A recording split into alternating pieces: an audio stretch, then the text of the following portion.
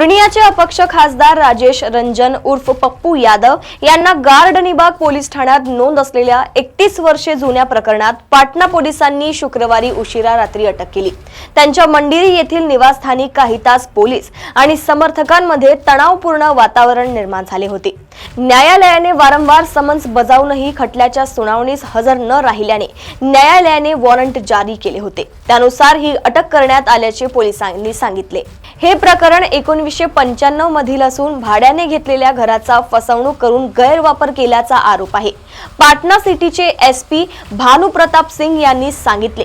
जुन्या आयपीसी अंतर्गत कलम 419, 420, 467, 448, 506 आणि 120 बी अन्वये ही कारवाई करण्यात आली आहे।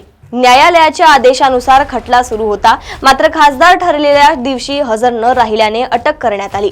तक्रारदार विनोद बिहारी लाल यांच्या म्हणण्यानुसार घर वैयक्तिक वापरासाठी भाड्याने घेण्यात आले होते, मात्र नंतर ते राजकीय कार्यालयात रूपांतरित करण्यात आले।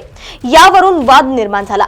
या प्रकरणाची न्यायालयीन सुनावणी अनेक वर्षांपासून सुरू असून नुकतेच MP-MLA न्यायालयाने मालमत्ता जप्तीचे आदेश दिले होते।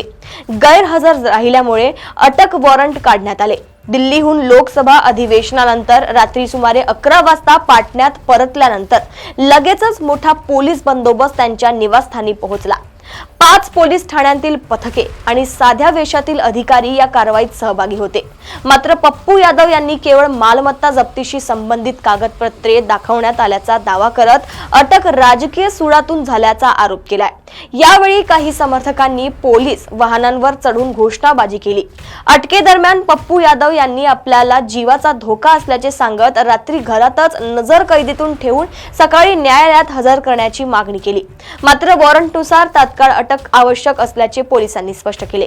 मध्यरात्रीनंतर त्यांची वैद्यकीय तपासणी इंदिरा गांधी आयुर्विज्ञान संस्थेत करण्यात आली। शनिवारी सकाळी त्यांना स्ट्रेचरवर पाटणा मेडिकल कॉलेज आणि रुग्णालयात नेण्यात आले।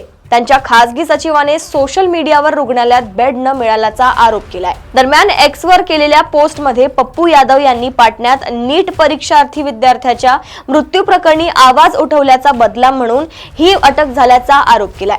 मात्र पोलिसांनी हे आरोप फेटाळत हे कारवाई पूर्णतः न्यायालयाच्या आदेशानुसार कायदेशीर असल्याचे सांगितले।